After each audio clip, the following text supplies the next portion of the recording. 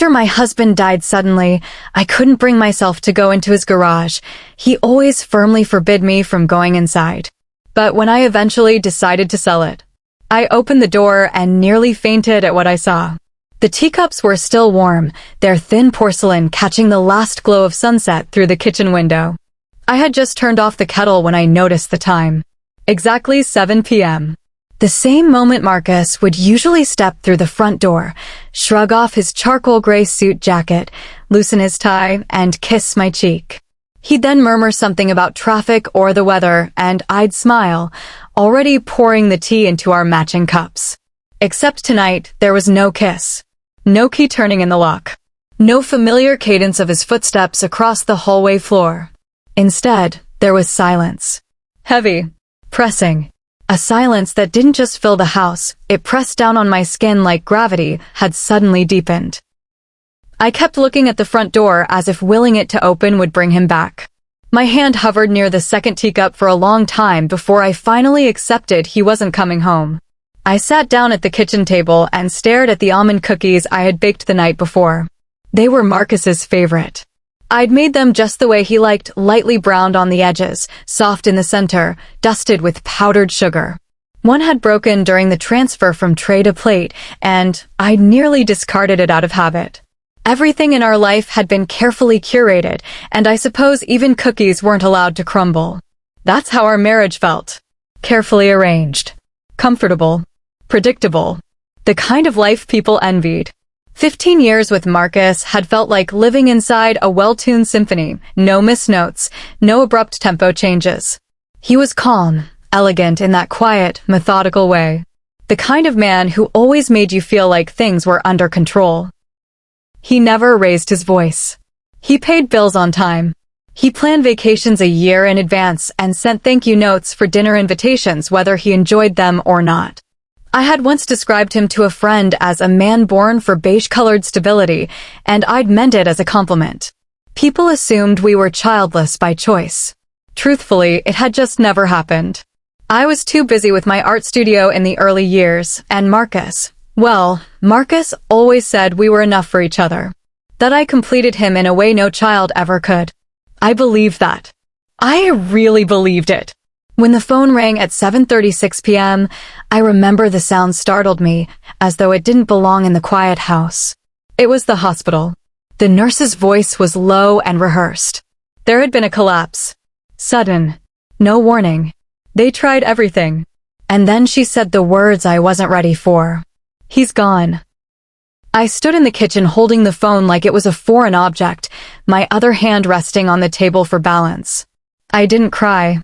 Not immediately. I just looked at the two teacups, one still steaming, one untouched, and the absurdity of it hit me like a slow-moving freight train. Grief didn't come as sobs or screams. It came as stillness. As disbelief.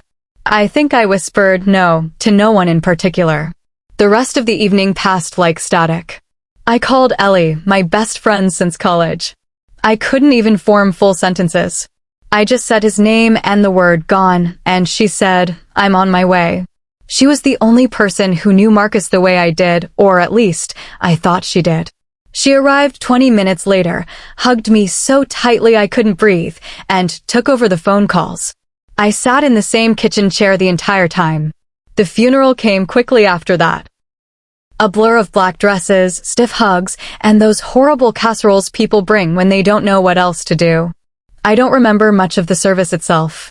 I remember the floral arrangements and how Marcus would have hated the lilies. I remember the man from the bank offering his condolences, even though I was pretty sure Marcus had never once taken me with him to the branch. And I remember the silence after the burial, the cold wind against my neck as I stared at his name etched into stone. That was when I first saw Lauren, my sister, step out of a sleek black car wearing a designer coat I didn't recognize. Her makeup was flawless, not a smudge from crying. Her perfume was something sweet and expensive, the kind that lingers longer than it should. She hugged me, but it was too long. Too theatrical. Marcus was like a brother to me, she whispered. Was. That word felt like a slap. I was still trying to believe he wasn't walking through our front door at 7:00 tonight, and she was already speaking of him in the past tense. I pulled away first, mumbling a thank you. Something about the way she looked at me set off an instinct I didn't fully understand then. Like a warning bell in the far distance, still too quiet to heed. Later that evening, after everyone had gone and the house had settled into that unbearable hush again, Lauren wandered into the kitchen and helped herself to a glass of wine. She leaned against the counter like she was waiting to deliver news. "I know this isn't the right time," she said, "but Marcus loaned me some money a few months ago. I was hoping to settle that now since, you'll be taken care of." I turned slowly. "What money?" She blinked at me as though I had asked why the sky was blue. "You didn't know," she said, her voice syrupy with mock surprise. "Oh, I guess he didn't tell you." And just like that, something inside me turned cold. The woman I had just buried my husband beside, my sister, wasn't grieving. She was settling accounts. That night, I didn't sleep. I couldn't. I kept wandering the house barefoot, touching the backs of chairs, the edge of the fireplace mantel, the hem of the drapes. Everything felt familiar but unfamiliar, like walking through a museum exhibit of a life I once lived. At some point, I found myself in the hallway, staring at the console table where Marcus always dropped his keys. And there they were. All of them. Including the one he told me never to touch. A strange silver key longer than the rest, with a curved tip and no label. I had asked about it once, years ago. He smiled and said it was for his garage, just tools and grease, nothing worth seeing. I had believed him. Because that's what we did. We believed each other. But now I had nothing left to believe in. And nothing left to lose. So I picked up the key. I held it tight. And I decided that whatever secrets Marcus had buried, I was going to unearth every last one. I drove through the dimly lit streets toward the industrial district, the ghost of uncertainty trailing my thoughts like a second shadow that wouldn't let go. The road wound past crumbling brick warehouses and abandoned factories, their facades scarred with rust and graffiti that whispered forgotten stories. The further I drove from the comforting glow of home, the heavier my heart grew, each mile eroding the delicate facade of the perfect life Marcus and I once shared. I parked in a lot overgrown with weeds and parked my car by a row of derelict structures until I finally reached the battered metal door of what was supposed to be his unremarkable garage. The door loomed large, its surface mottled with oil stains and rusted rivets, as if the building itself had absorbed the weight of every secret it had ever witnessed. My hands trembled when I retrieved the strange key, one Marcus had strictly forbidden me from using. And as I inserted it into the lock, a reluctant groan echoed through the air, echoing my internal dread. I turned the key slowly, each rotation punctuating the dark silence until the heavy door gave way with a creak that cut through the stillness of the night. Inside, I fumbled for a light switch, my pulse quickening in response to the unknown. The moment I flipped the switch, fluorescent tubes sputtered to life, casting a pale and unforgiving glow over the interior. I paused at the threshold, struck dumb by what I saw. This was not the cluttered space of an ordinary garage, filled with forgotten tools, stacks of boxes, or even a long-forgotten car waiting to be revived. Instead, I found myself standing in a room that resembled a shrine, a private sanctuary meticulously curated to celebrate a life I thought I knew, but which now felt as alien as the moon. Every inch of the walls was covered with photographs arranged in neat rows, each image a silent testament to the double existence Marcus had led. As I stepped further into the room, the chill of the fluorescent lights mixed with the grip of shock that held my body frozen. There were countless snapshots of Marcus, but they were not the images I recalled. The man in his tailored suits and pristine demeanor was nowhere to be found. Instead, these photographs revealed him in a far more relaxed form, dressed in worn jeans and casual shirts, his tie replaced by a smudged bandana, his stern visage softened by a careless smile. His eyes, usually so calculated and intense, now glimmered with a tenderness that belied the secret life he had built behind closed doors. And there, in almost every photograph, was another presence, a beautiful, enigmatic woman whose dark hair cascaded in gentle waves and whose eyes shone with intelligence and mystery. Her hand, in many of the shots, rested confidently on Marcus's arm, suggesting a closeness that I had never even considered in the realm of possibility. My breath hitched as I reached the wall where an intricate collage of images sprawled across a large expanse. Each photograph was accompanied by handwritten dates and barely legible scribbles, piecing together a timeline I could scarcely comprehend. I traced my fingers over the cool surface of the wall, each touch sending shivers down my spine. There was one series that caught my eye more than the others, a set of images dated sporadically over several years, and one, in particular, stamped in August 2024. I recalled that day with painful clarity. I had been at home, preparing Marcus's favorite meal, eagerly waiting for him to return from what he'd once called a client meeting. The sight of that very day immortalized in a photograph alongside the enigmatic woman and a young man whose presence in the snapshots was as unsettling as it was undeniable left me reeling with a mix of anger and profound betrayal. It was then, as I leaned in closer to examine a particular image, that I saw the evidence of an identity I had never been allowed to fathom. In every picture, Marcus appeared as though he was part of a secret family, a family that did not include me. The woman in the photos was repetitive, her features unmistakable, and always beside him, her hand resting on his shoulder as though providing comfort or possibly a silent reassurance that no one else needed to know. Alongside these images was the constant presence of a young man, his face fresh and earnest, his eyes mirroring an intensity that instantly reminded me of Marcus, yet entirely foreign to the man I had known. The realization struck me like a bolt of lightning. Marcus had built a life parallel to the one I shared with him, a life of intimacy, deceit, and deep-seated connections I was only beginning to understand. My mind raced as I stepped back and tried to collect myself. The neatly pinned photographs and meticulously arranged clippings on maps and newspaper cuttings were not just remnants of a hidden life. They were the evidence of a clandestine world that Marcus had woven with a precision that made my own life seem painfully ordinary. I took a deep, shuddering breath and circled the room slowly, my eyes darting from one photograph to the next, each one a fragment of a puzzle that shattered the illusion of our perfect routine. Questions surged forward like a tidal wave. Who is she? Who is that young man? And what did it all mean in the context of the husband I had trusted implicitly for 15 years? The silence in the room was suffocating, broken only by the faint hum of the fluorescent lights above and the soft clatter of my own uneasy footsteps against the cold concrete floor. I could almost sense Marcus's presence in those pictures, his smile frozen in time, as if he were silently confessing everything to me without uttering a single word. As I examined the details, the light in his eyes, the way his posture shifted when he was with that mysterious woman, it became agonizingly clear that the man I had married was a stranger in many respects, a man whose life had been compartmentalized into pieces I was never meant to see. Every broken record of memory, every unspoken promise began to unravel as I stood there, utterly alone in the secrets of the garage. The weight of the silence pressed down on me, forcing a confrontation with the painful truth. The life Marcus had constructed behind these hidden walls was entirely separate from the one I had thought we shared. I felt as if I had been wandering in a dark room, only to have the lights unexpectedly flick on, exposing a truth that I wasn't ready to face.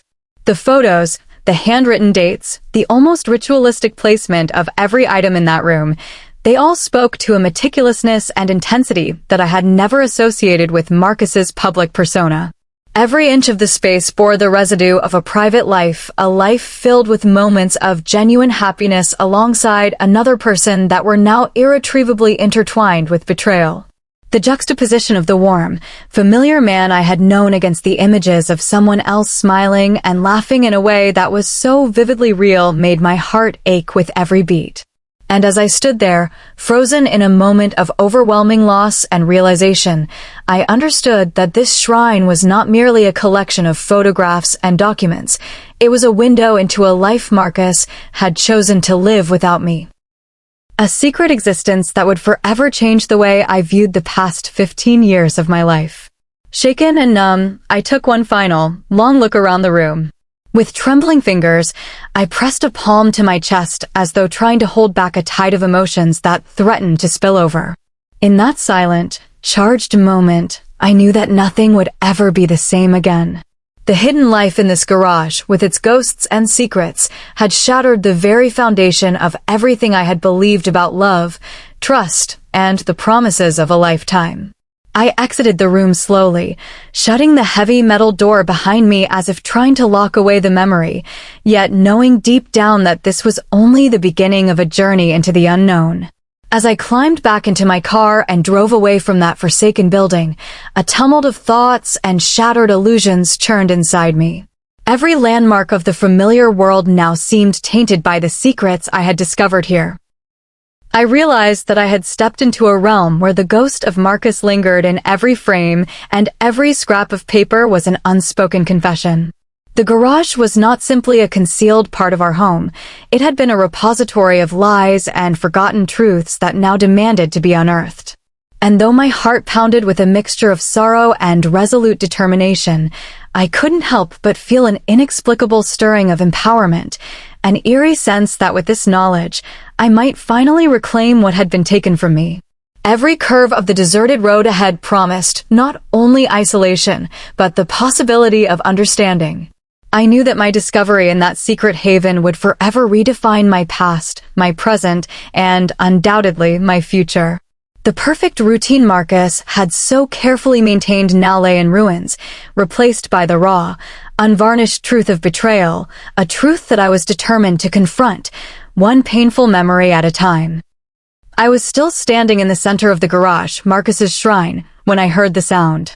The creak of the metal door being pushed open behind me. My breath caught in my throat, heart leaping straight to panic.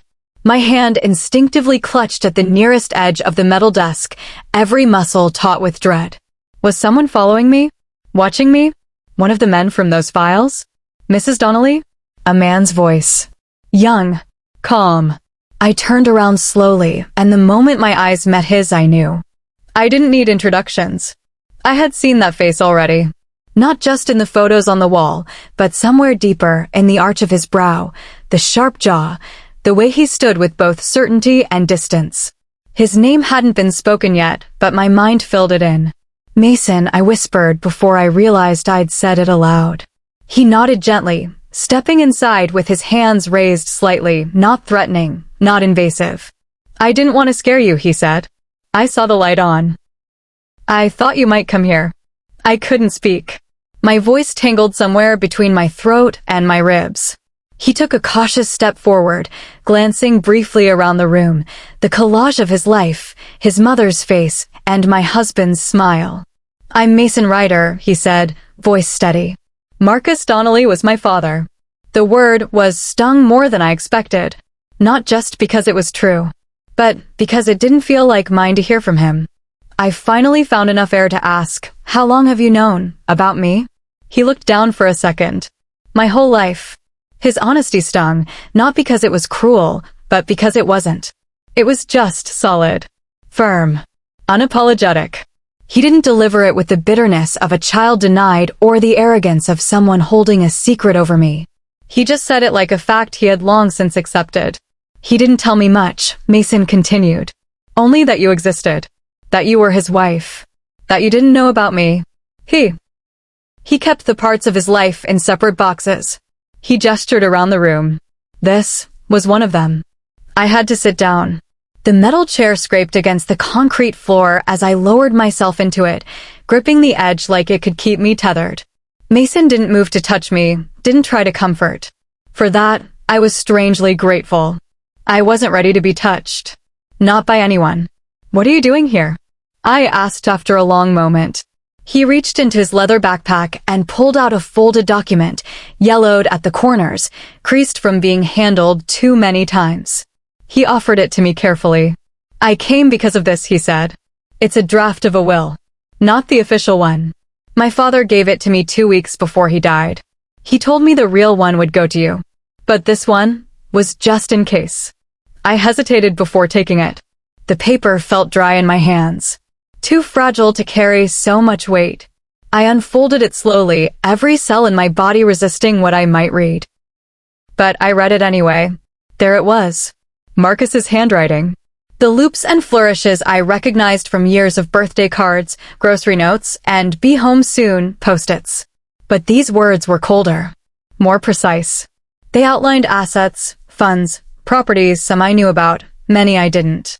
Mentions of shell companies I'd never heard of, Orion South Holdings, Redwood Bridge Trust, and others that sounded like placeholders for something darker.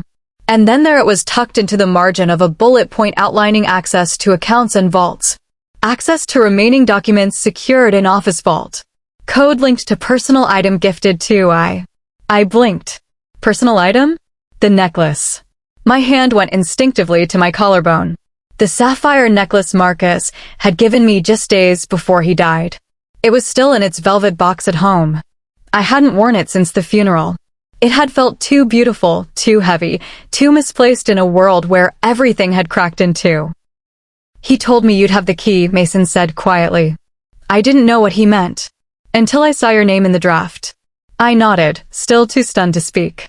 We sat in silence for a while, him standing, me sitting, both staring at the mess Marcus had left behind.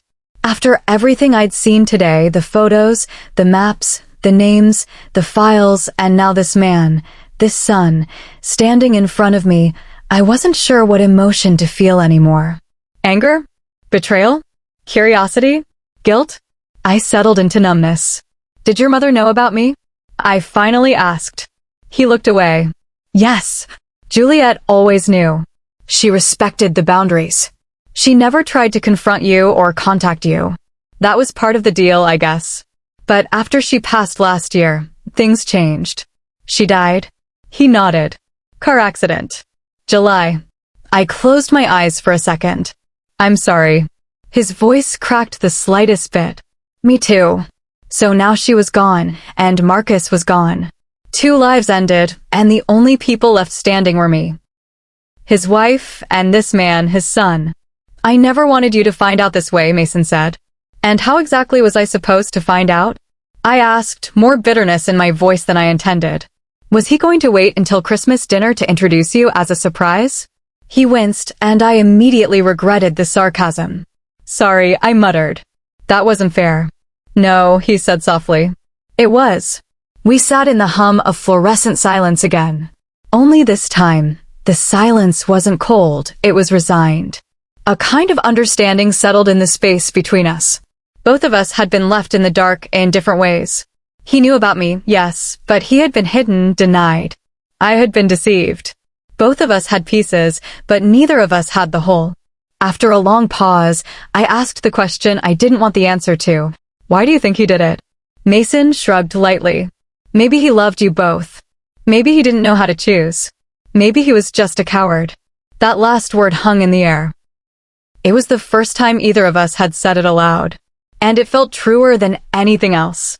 He continued, but I think toward the end, he knew time was running out. "That's why he started leaving a trail. For you. For me. Maybe to make sure the right hands found the truth before the wrong ones did." My eyes drifted back to the walls, to the smiling photos, the shared dinners, the quiet betrayals framed in 6x4S. "What do we do now?" I asked, more to myself than to him. Mason knelt down and met my eyes. "We find the vault. We use the necklace. And we read everything. Then we decide what to do." I nodded, slowly rising to my feet. For better or worse, this wasn't just his mess anymore. It was ours. I didn't sleep that night. Not in any real sense.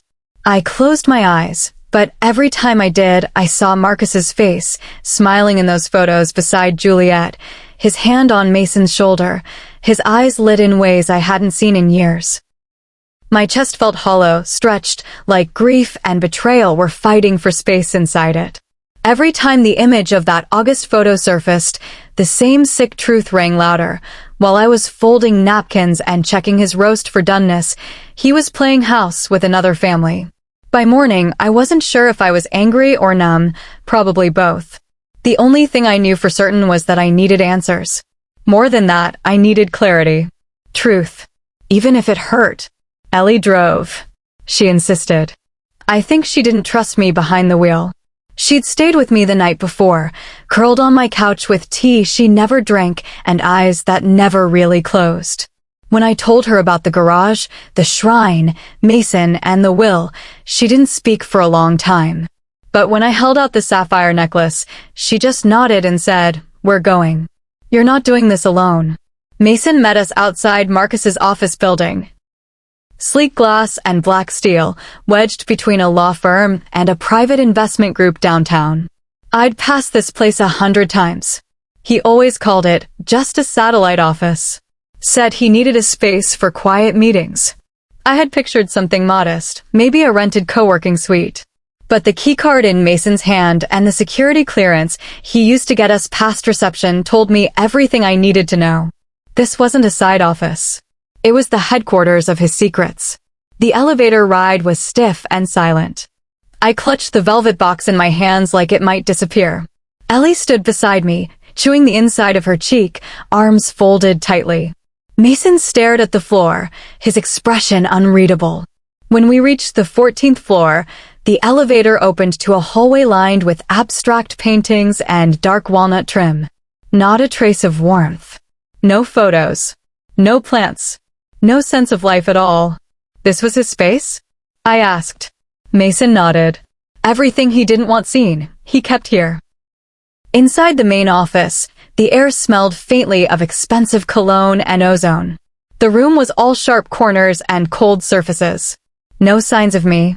No wedding photo. No anniversary cards. Nothing that said Iris ever existed. My eyes scanned the room until they landed on a massive abstract painting mounted behind his desk, blues and grays twisted in a chaotic storm. Mason walked over to it, ran his fingers along the edge, and gently pressed a hidden latch. The painting tilted forward slightly, revealing a steel safe embedded in the wall. "Moment of truth," I said quietly, opening the necklace box and lifting the pendant out by the chain. The sapphire caught the light deep, ocean blue, and for the first time, I noticed a small, almost imperceptible line along the edge of its gold clasp.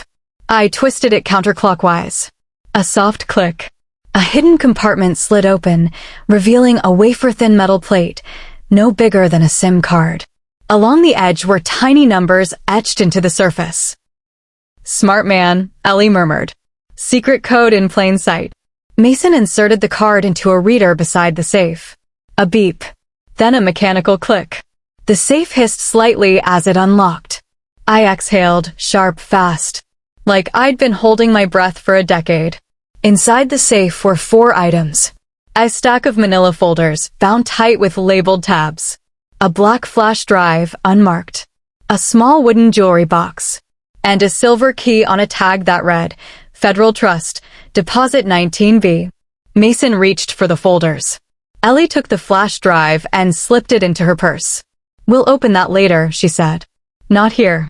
I opened the wooden box. Inside was a ring. Not just any ring. A gold band. Small diamond. Simple, elegant. My throat went dry. It wasn't mine. I lifted it from the box with trembling fingers and turned it over. Inside the band, inscribed in Marcus's steady handwriting, were 2 words, J always. J. Not I. Juliet. I didn't make a sound. I couldn't. The only thing I felt was the sharp collapse of something I didn't even realize I'd still been holding onto. Hope. That maybe I had imagined it all. That maybe I was still the center of his life. But that ring told the truth. He bought her a ring. Maybe he planned to propose. Or maybe he already had. My fingers tightened around the band, but I didn't throw it. I didn't scream. I just stood there, cold and still, and let the weight of it press into my palm like a brand. Behind me, Ellie whispered, "Iris." But I couldn't look at her. Because it wasn't the ring that finally broke me. It was the letter. Mason handed it to me gently. Folded once. My name on the outside. No envelope. Just Iris. Written in the same hand that once signed every birthday card with a heart. I opened it. The handwriting was familiar, but uneven. Like he'd written it fast. Maybe scared. Iris. If you're reading this, it means I'm gone. I'm sorry. I never had the courage to tell you the truth, to say out loud what I should have said years ago. I was selfish. I built two lives because I couldn't give up either. And in the end, it cost me everything. The letters blurred, but I forced myself to keep reading. I loved you. I know that sounds empty now. Maybe it always was. But I did in the only way I knew how. I wanted you to have peace. To be safe. That's why I left the files. The access. The truth. Use them however you see fit. Burn them. Bury them. Or expose it all. It's your choice now. Forgive me if you can. Marcus. I lowered the letter. The room swayed gently. Are you okay? Ellie asked, stepping closer. No, I said. But I will be. Mason looked at me, his eyes soft but guarded. You don't have to decide anything right now. But I already had. Marcus hadn't just died with secrets. He died with regrets. But instead of cleaning up his mess, he'd left the broom in my hands. Now, I was the one with the map. I was the one with the ring, the code, the will, the flash drive, the truth. And if Marcus thought he could script the ending of the story, even from the grave, he was wrong. I would choose the ending now. And I wasn't done turning the page. I didn't go home that night. I couldn't. To that house. Not to the hallway table where Marcus's keys still sat. Not to the dining room where his chair remained pushed in, untouched, as if he might walk in and smooth his napkin into his lap again. No, I wasn't ready to sit in that silence. So I stayed at Ellie's. She let me sleep in her guest room, though sleep wasn't the right word. I lay there beneath her soft blue duvet, staring at the ceiling, the sapphire necklace on the nightstand beside me like a silent witness to everything I had unearthed. The ring was still in my purse. I couldn't bear to touch it again, let alone open the little wooden box. It was too much. Every breath I took felt like it was scraping against a truth I didn't want to digest. But I had to. And I wasn't done. Not yet. By morning, I was on fire with the need for confrontation. Not with Mason. Not with Ellie. With her. Lauren. My sister. The only person in my life who could smile in your face while slowly twisting a knife in your back and make you feel like it was somehow your fault. When she showed up at Marcus's funeral in that expensive coat, her hair too perfect, her condolences just a beat too smooth, I knew something was off. But I hadn't expected this. I drove to her condo, a newer development on the north end of town, all modern steel and glass and overpriced lighting fixtures. She'd always claimed she was barely getting by. Always hinted that I had it easier, that I'd lucked out marrying the responsible one. But standing in front of her sleek building with valet parking and coded gates, I felt like an idiot for ever believing she was struggling. I buzzed her apartment. She answered on the first ring. Iris, I need to talk. A pause. Then, of course, come up. She was waiting at the door when I arrived. Barefoot, wearing silk pajamas and holding a glass of wine like it was just another Sunday brunch. Her eyes lit up like we were catching up over coffee. Well, if it isn't my grieving sister, she said with a smirk. Come to inspect the widow's inheritance? I didn't speak. I pushed past her into the living room, and the moment I saw the framed photograph on the mantel, I froze. It was her. And Marcus. Laughing. Toasting champagne. Her hand on his forearm. His eyes on her like she was the only person in the room. I stepped closer. There, in the corner, was the timestamp. 5 years ago. Where was I? I asked, pointing at the frame. Lauren walked over casually, sipped her wine, shrugged. That? Oh, that was at a company holiday party. You were too tired to come, remember? Marcus insisted I join him. She said it like it was normal. Like being arm in arm with my husband at a black tie event while I stayed home folding laundry wasn't a betrayal at all. We always got along so well, she added. I turned to face her fully. How well exactly? The smirk faded for a split second. Just enough for the truth to peek through. I know about Juliet, I said. I know about Mason. About the garage. The fake companies. The draft will. I know everything. Her mouth twitched. A flicker of fear? No. Something worse. Calculation. She walked slowly to her liquor cart, topped off her wine, and set the bottle down with a soft clink. Fine, she said, finally. You want the truth? She placed her free hand on her stomach. I'm pregnant. The words didn't register at first. I'm 10 weeks along, she continued, voice even. It's Marcus's. I didn't move. I didn't blink. I couldn't. I found out a week before he died, she went on. He knew. He said he'd take care of everything. He told me he'd leave Juliet. That she was a phase. The air left my lungs. You were seeing him even after Juliet died? I asked, voice hoarse. She gave a casual shrug. She was never supposed to be permanent. I was always the one who stayed. The fury in me started to stir, slow and sharp. You slept with my husband. She tilted her head. Don't act so surprised. You had your perfect little life. Your perfect home. Your perfect meals at 7 o'clock. And I was just the mess. The screw-up. Always in your shadow. Then Marcus started showing up. He listened. He made me feel seen. The slap came before I realized I'd raised my hand. The sound echoed through the room like thunder. Her head jerked to the side, wine glass slipping from her fingers and shattering on the tile. But she didn't cry. She didn't yell. She just slowly turned her head back toward me and smiled. There she is, she said. Not the polished wife. The real Iris. My hands were shaking. My vision blurred with fury. Why didn't you just tell me? I asked. Why keep it secret? Why hide for years? Because you never would have believed me, she said softly. You always thought I was jealous. And maybe I was. But this wasn't about you. It was about me finally getting something for myself. You didn't just get something, I said. You stole everything. She walked closer, expression unreadable now. Say what you want. But that baby growing inside me? That's your family, whether you like it or not. I stood perfectly still, my chest rising and falling fast. I wanted to scream, to throw something. But I didn't. Instead, I said quietly, I'll honor what Marcus left in his will. Not for you. For the baby. Because they didn't ask for this mess. Lauren blinked. Her mouth opened, then closed. Her voice softened for the first time.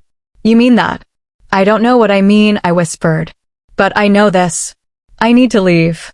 I stepped over broken glass on the floor, walked to the door, and pulled it open. Iris, she called after me. I didn't turn. You think he really loved you? She asked. I paused in the doorway. I don't know, I said. But I know he feared you. And I walked out, never looking back. By the time we reached the Federal Trust Building, the sky had turned the color of steel. The kind of gray that made everything feel muted, like the world itself was holding its breath. I sat in the passenger seat of Ellie's car, the velvet necklace box in my lap, Mason in the back seat, holding a leather folder that contained copies of the will, the key card, and the silver key from Marcus's office. None of us spoke much on the drive. There wasn't anything left to say that hadn't already been broken open and spilled into the light. I'd confronted my sister, heard her admission, saw the smug pride in her smile as she revealed the baby, his baby. And I still wasn't sure which had gutted me more, the betrayal or the fact that Marcus had planned for the child in his second will. That he'd thought ahead. That he had been preparing, always, even while deceiving. Now, we were heading to the last place on the map, one Marcus had never mentioned. A deposit box registered to a corporate ghost. Orion South Holdings. The building didn't look like much. It was nestled between a dull beige law office and a boutique wine shop, completely unremarkable except for the tiny brass plaque beside the door, Federal Trust Vault Services, by appointment only. Ellie pulled the car into a private garage. Before I got out, she turned to me. Text me if it gets weird. If they try anything shady, cry. No one knows how to handle a crying woman in a bank. Mason cracked a smile in the rearview mirror. It was faint, but it was something. She's serious, he said. I gave a dry laugh. Crying's the easy part. Inside, the vault manager greeted us with practiced courtesy, a balding man with horn-rimmed glasses and a tailored suit that tried too hard.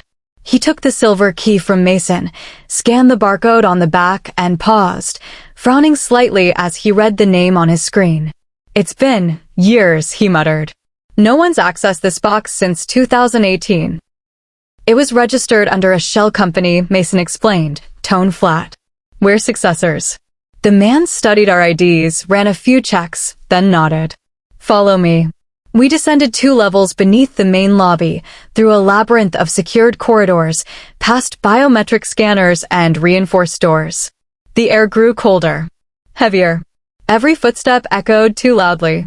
When we reached the vault room, he gestured toward a long steel drawer embedded in the wall. Box 19B. I'll give you privacy. He handed me latex gloves and a small mat to place the contents. Standard protocol. And then we were alone. Just me, Mason, and the secrets my dead husband had tried to bury, safely, methodically, like everything else he did. I slipped on the gloves, then took a slow, steady breath and turned the key. It slid into place without resistance. Clicked. The drawer slid outward with a low mechanical hum. Inside was no cash. No jewels. No passports or offshore currency. What we found was far more chilling. A manila folder, thick and heavy with documents. And a single photograph. I picked it up slowly. In the photo, Marcus was standing beside Mason. They were laughing, arms folded, in front of a black SUV. Casual clothes. Behind them stood 2 other men. Gordon Blackwell. Victor Crane. My stomach turned. They weren't just business associates, I said slowly. They were a team. Mason didn't speak. He reached for the folder, laid it open on the table. Inside, dozens of signed contracts, each bearing shell company letterheads. Wire logs transferring large sums to offshore accounts. Bribery invoices disguised as consulting fees. Internal memos referencing classified projects. And one red-stamped file marked, Crane, Blackmail Insurance. Mason's breath hissed through his teeth. He kept everything. And he had. Marcus, in his meticulous brilliance, had documented every transaction, every name, every false identity he used to shuffle money across borders. And he'd labeled it like a warning. This wasn't just evidence. It was ammunition. I reached for one of the contracts near the back. Gordon's name. A payment for facilitating acquisition through proxy jurisdiction. Dated 2 months before Marcus's death. Beneath it, a handwritten note from Marcus. In case I don't make it, show this to Marcus Doyle or the press. Marcus Doyle. Our family lawyer. I think he knew exactly what he was walking into, I murmured. Mason leaned on the table, both hands braced. He left this for us. Not to mourn. To survive. The word hung in the cold air like breath in winter. We packed the folder back up carefully, slid the photo between the pages. I clutched the box against my chest as the vault manager returned and led us back up. Ellie was waiting outside the bank. When she saw our faces, she didn't ask what we found. She just opened the car doors and drove in silence. Back at her house, we laid everything out again. The necklace. The ring. The first draft of the will. The flash drive from the office.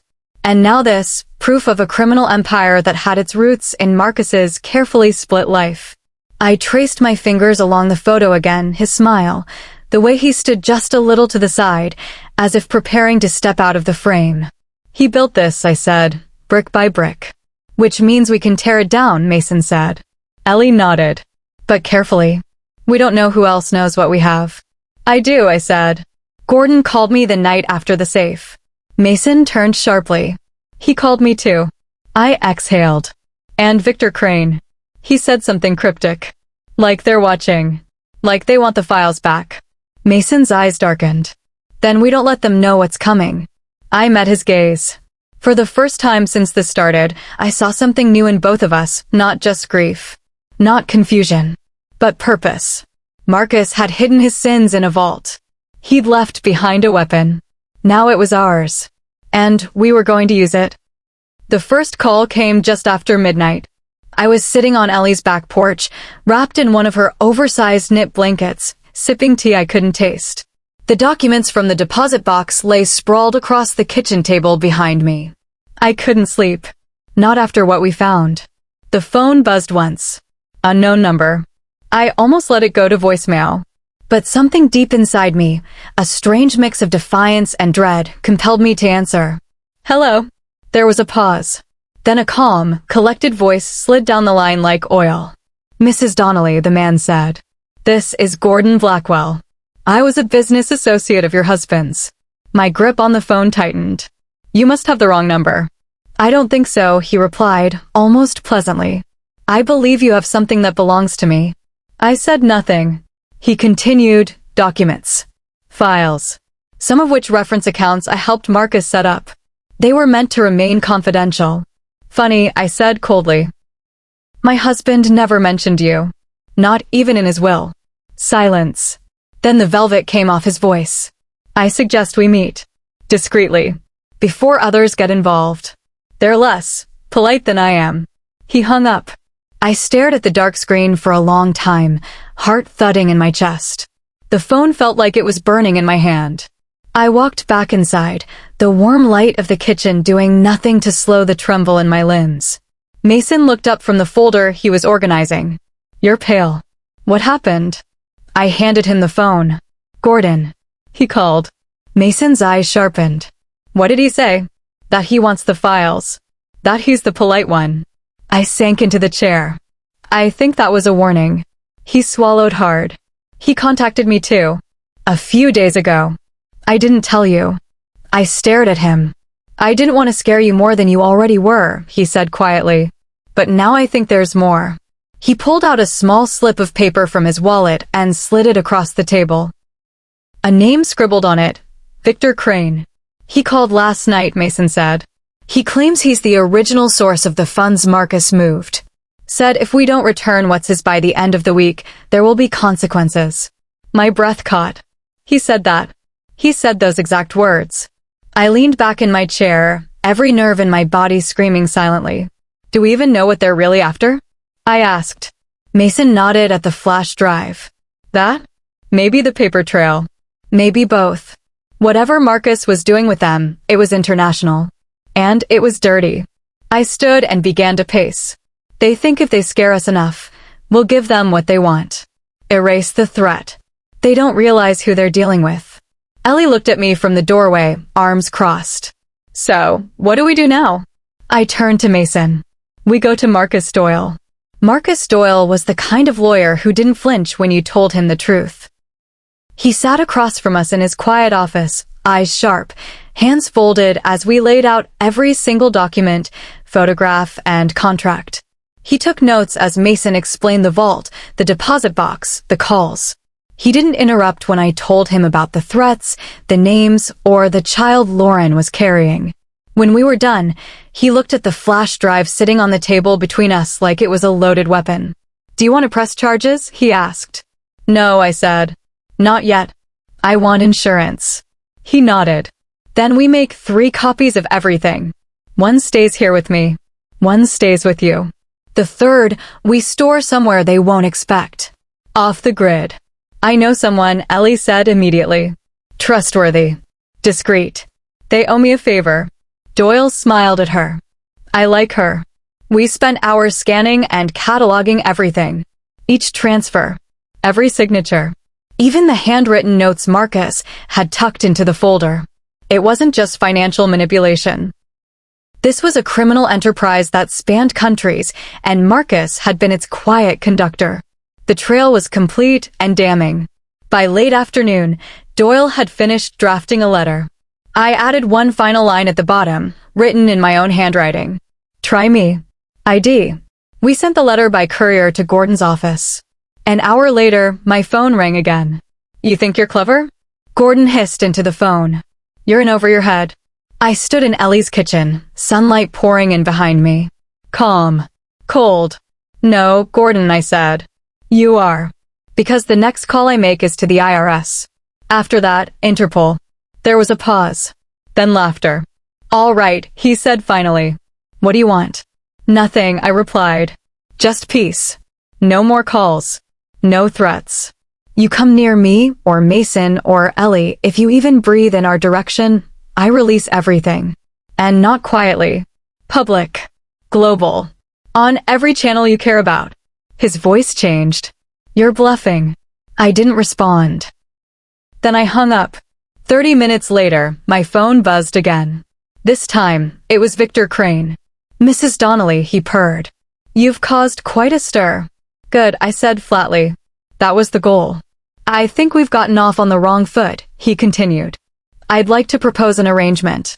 There is no arrangement. Just your name on a dozen illegal transfers. Hypothetically. I let the silence stretch. Then I said quietly, you think I'm just some grieving widow fumbling in the dark. But I'm not. I've got nothing left of my old life, Mr. Crane. That makes me extremely dangerous. He was quiet for a long time. I see, he said finally. Then consider this a courtesy call. You won't get another. And he hung up. That night, the three of us sat on Ellie's porch. Mason beside me, Ellie across from us, a blanket over her lap, her eyes scanning the shadows like a sentry. The flash drive sat in Mason's pocket.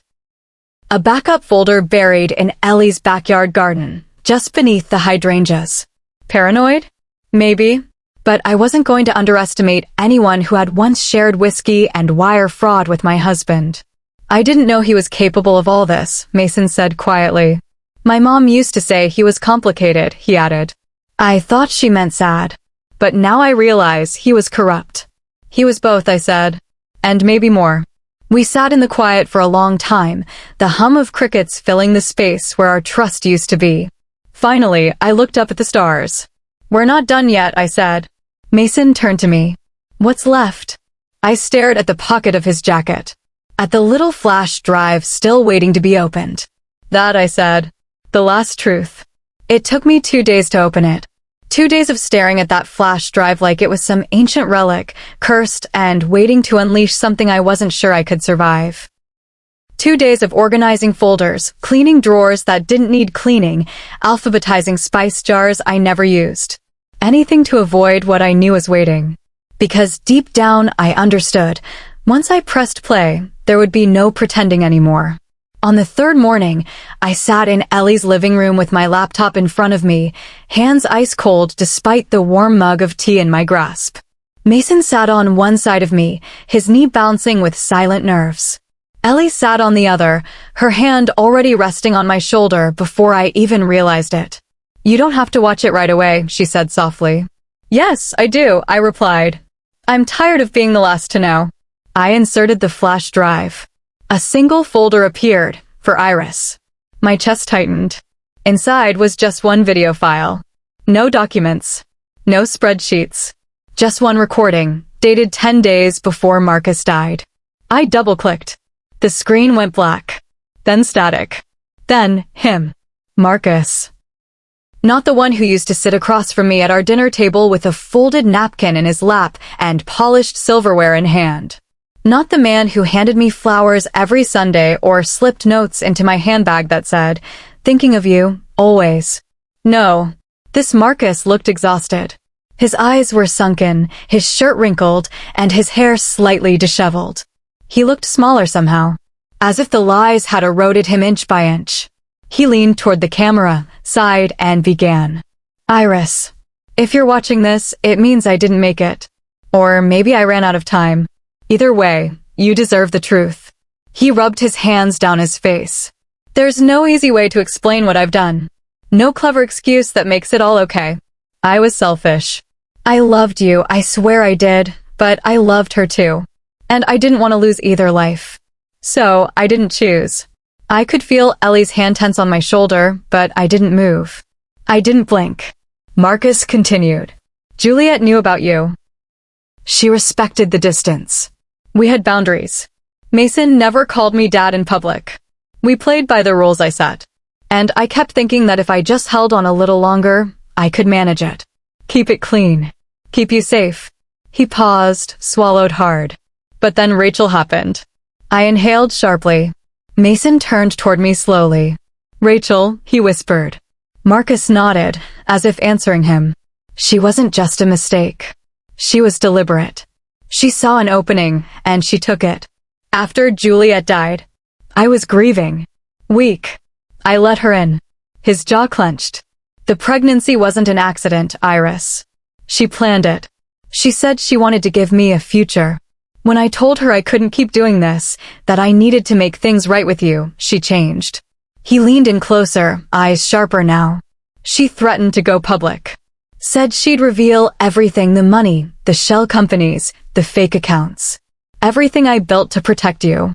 My mouth went dry. And one more thing. His voice dropped. I think she killed Juliet. Ellie gasped. Mason froze, his breath catching. I can't prove it, Marcus said. The police said it was an accident. Brakes failed. No witnesses. But Juliet had just told me she booked a flight. One way. She was ready to start fresh in Lisbon. The car had been serviced 2 days earlier. His eyes welled but didn't break. Rachel knew she was pregnant. Juliet didn't. That's what changed everything. He looked away for a moment, then back. I started moving the money. Transferring accounts. Leaving pieces in case something happened to me. I created the safe deposit box. I recorded the transfers. And I left this, because I owed you more than silence. My vision blurred. I was weak. But you were always strong. So if you're still watching this, Iris, it means you found the truth. You found Mason. And I need you to know something. He sat up straighter. I never meant for you to carry this alone. If you walk away from it all. If you take the money and disappear, I won't blame you. But if you fight, don't do it alone. And don't trust Rachel. Not for a second. The screen flickered. I'm sorry, he said again. For everything. Then it went black. Silence. The kind that wasn't peaceful. Ellie reached over and closed the laptop. Her hand was shaking.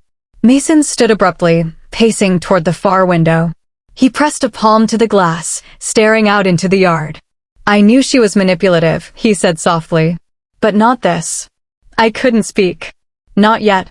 Because Marcus had just told me that the sister I defended, protected, and tried to show compassion to may have murdered the mother of his child. And now she was carrying another. I felt like my soul was being crushed beneath the weight of it all. Mason turned back to me. What do we do now? I looked down at the flash drive. The small plastic rectangle still warm from use. My fingers closed around it slowly. We fight back, I said. Mason nodded once. Ellie exhaled. I stood up. But not through lawyers. Not with depositions and subpoenas. That's what she's expecting. She thinks I'll either crumble or drag her into court. Then what? Ellie asked. I met her eyes. We let her believe she's won.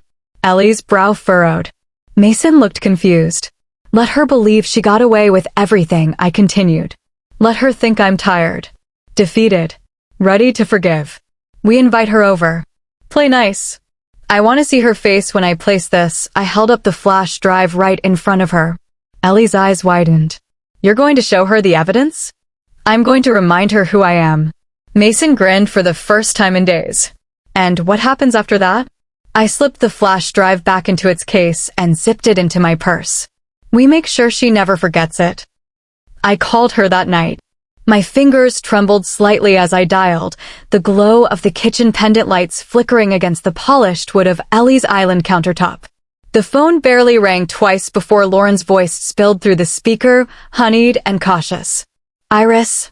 Hey, I said, forcing a softness into my tone that made Ellie raise an eyebrow from across the room. I was thinking, maybe we should talk. A long pause. Then talk. Yes. I don't want to fight anymore, I said, letting my voice carry just the right balance of fatigue and warmth. Everything's already a mess. I just want to reconnect. Another pause. Then her voice softened. That means a lot. I thought we could have brunch at Ellie's place, I added. Neutral ground. Just you and me. She agreed too quickly. That's how I knew it would work. The next morning, the air was crisp. Not quite cold, but biting enough to make you pull your cardigan tighter. Ellie prepared the porch like it was a magazine shoot, lemon water in crystal tumblers, fresh berries in a white ceramic bowl, napkins folded to look unassuming and gracious. The kind of table you sit at when you want to pretend nothing ugly has ever been said or done. Lauren arrived 10 minutes early. Of course. She wore a pale blue dress that hugged her bump like she had coordinated it for sympathy. Her makeup was flawless, her hair curled softly. She walked up the porch steps like a woman with a secret no one could touch. When I opened the door, she hugged me. Tight. Smelling of peonies and triumph. You look good, she said. You always say that when you want something, I replied with a light laugh. She smiled, amused. We sat across from each other. Ellie poured tea, then vanished inside, claiming she had a Zoom meeting, just loud enough for Lauren to hear. She knew what this was. She played her part perfectly. I'm glad you reached out, Lauren said, folding her hands neatly on the table. I was worried you were angry. Angry? I asked, tilting my head. Why would I be angry? Because my husband was sleeping with my sister, or because you're carrying his child? Her smile cracked. Let's not do this, Iris, she said, adjusting her napkin. Marcus was confused. He loved us both. No, I said calmly, he didn't love me. He pitied me. She blinked, and I leaned forward. And he feared you. The smile fell off her face. I reached into my purse and pulled out the flash drive. Placed it on the table between us. Her fingers twitched. Her eyes locked on it like it might explode. What's that? She asked, voice suddenly very small. I let the silence stretch until it hurt. I know about the accounts, I said. The manipulation. The threats. I know he was planning to leave you. I know what you said when you found out about the baby. And I know about Juliet. Her mouth opened slightly. You can't prove anything. You're right, I replied, sipping my tea. But I don't have to. She swallowed. What do you want? Money? A piece of the trust. I stood. No, Lauren. I don't want a thing from you. I started walking to the door. She stood, voice rising. You think you can intimidate me? I turned back slowly. No. I think I already did.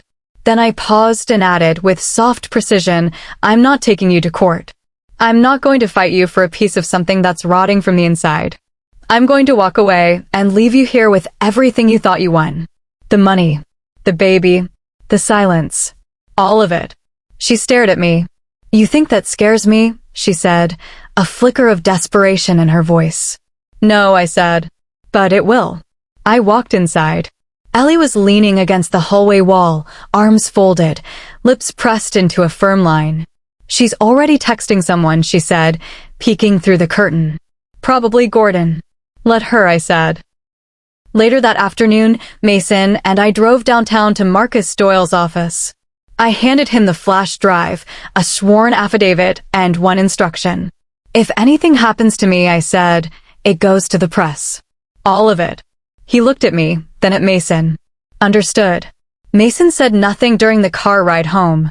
I could feel his thoughts pacing beside mine. Back at Ellie's, we had one suitcase each by the door.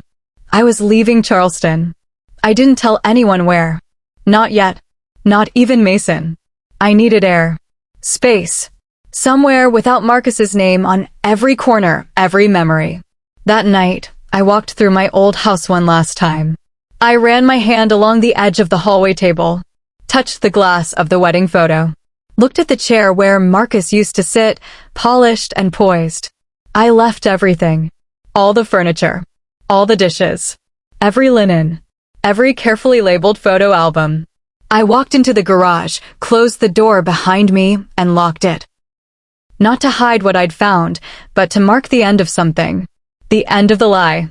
1 week later, I boarded a flight to Colorado. A small cottage near the mountains waited for me, a lease in a new name. A life without safes. Without secrets. Without Rachel. I unpacked a single bag. Hung a single photo. A picture of me and my mother, before everything. Iris Donnelly was not the woman who was lied to anymore. She was the one who turned silence into survival. The mountains were still snow-capped when I arrived.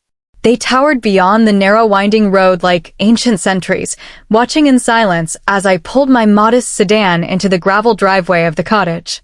The air was different here, cleaner, crisper, free of perfume and half-truths.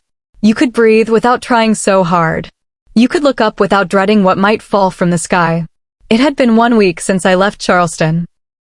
1 week since I handed over the flash drive, burned every copy but 3, and whispered a quiet goodbye to the ghost of my husband. 1 week since I looked my sister in the eyes and made peace with never needing an apology. The cottage was small but sturdy, painted sage green with white shutters. It had creaky floorboards and a view of the hills that made every sunrise feel like a private performance. I didn't bring much, just one suitcase, a few old records, and a single framed photograph of my mother and me before Marcus, before Mason, before Rachel ever called herself my sister. That photo went up on the mantle the first night. It was the only thing in the house that felt timeless. Everything else was new, waiting to be claimed. I spent the first few days in silence. No music. No calls. I turned off my phone, shut down my email, and let the stillness reset something in me. I made tea in the morning and watched the mist rise off the trees.